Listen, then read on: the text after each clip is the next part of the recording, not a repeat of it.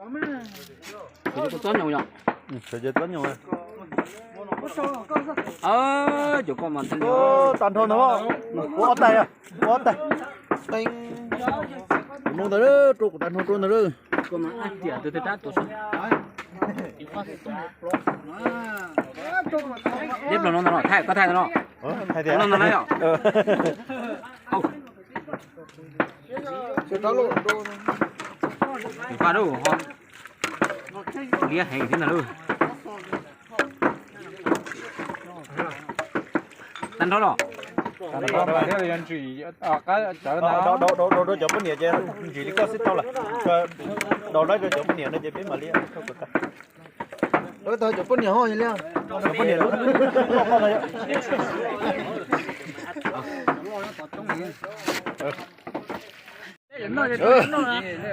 Thay cái gì nó nhỏ to. Nó bữa rồi thay rồi.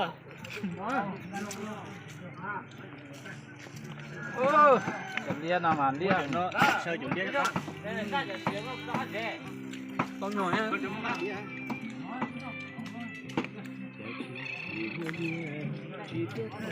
Nó chuẩn là có này sao? Ôi tròn giết hổ.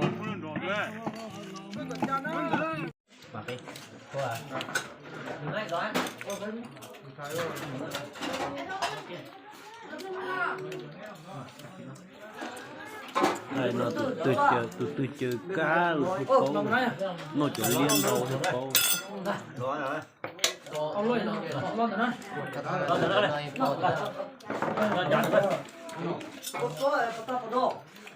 lại đều có tốt gì đâu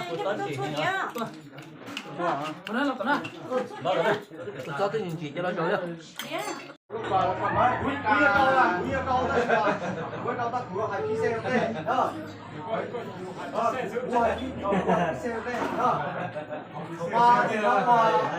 kinh kỳ giờ thì là đây giờ hay có chỉ trong mà chỉ tao trong ra đồ rồi đấy nó còn bỏ lên từ hai chỉ trong lên từ là lúc của họ đây đó nó có hai đó của họ đây đó thì kinh kỳ thì giờ của để nó lên từ hai nó chỉ cho nó chỉ cho lên từ nó chỉ cho thì câu nó mau được của ta của họ đây chỉ cần nó không thể có chế gì cái gì cho cái gì thì lúc qua lúc là có một chút đâu. Giờ cái là lúcยังก่อนก่อนlúcใส่ได้จริงNó mà bị hào quá nữa. Hào thì có nhà thì có hào thì biết được cụ thể. Giờ đang nhân đạp bỏ có hay chỉ cho thì có kia nó của hào á. họ không nhớ nhã mà Bây giờ thì cũng chỉ to hào thì nó là câu nó hào cái nào hào lên đó là kia mà nó chủ yếu là hậu chứ đâu giờ có hai chiều là có cho được bên này chỉ là tôi được cái xưa nó được rồi á chứ đây chỉ là có cho được qua là để chuột cái thì tôi sẽ cần đầu đi chạy ra đi phía sau cái chuột nó là chỉ cút là tặng một cái từ để chơi thì họ tao là chuột già chỉ tao là chuột già đó mà nhà thì giờ cần chuột già cái chuột nó chuột tròn thì một tuần qua đi là tiền để chui ra thì họ có một trong một chỉ là mà sợ thì một trong một chỉ là chỉ lúc mà qua mà đâu mà mà chỉ cái cái gì đó gì có đó nó thả đó ngặt cái thả nhưng mà cái bao à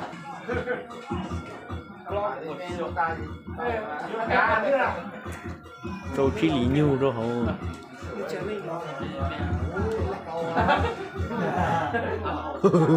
thì chị chê là cái đó tự nhiên đại thì nhìn đại vô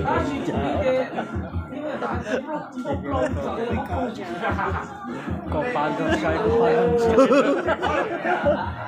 pan nhưng mà em chơi thực sự là con là cái số con thả lên nó lúc đó nó đã như ta câu rồi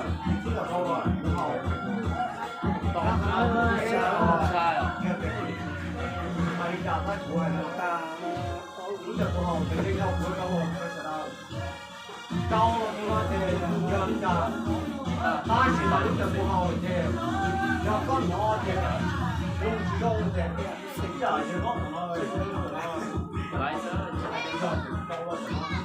họ nó cũng đô đây nữa tôi đi đào tao này.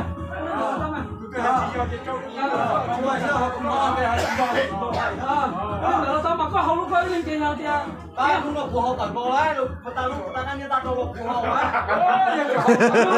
nói cái hạt trên luôn có hậu Rồi nhưng mà ta hậu bộ nó mà đấy. nó hậu tờ lo thì cứ nó khô. Nè nó mà, giờ lúc ta cũng chưa học kia. Lúc ta giờ thì cũng kia đi rồi, trả lúc ta lo mà, lái rồi ha, lúc ta. Ta lúc mà cũng chờ hậu lo mua cái cỏ sẽ đem nó bóc, này lúc ta có hậu đó. Nên giờ đâu chỉ do nó chạy giờ mà ta Em ơi, ơi, giờ ta chỉ do nó chạy. phải để làm biết khe hứa à Ta lên hai cái kia rồi. xí đó, cái chấm bóp Anh ta cũng chở lúc ta lo bóp đó. Cái chỉ ta hai cái chả là ta chỉ bảo lúc nọ thì tao lo thì sẽ là họ dùng cao cái kẹo dùng cao chứ họ không phải chỉ dùng cái hai chỉ do là tiền còn cái hai chỉ do là tiền đâu nữa là cái chỉ mà nó được đúng đó con cái mà họ sao mà đi chỉ trong cái gì nữa ai lúc chở con nó chỉ cho họ coi còn lúc kia nó có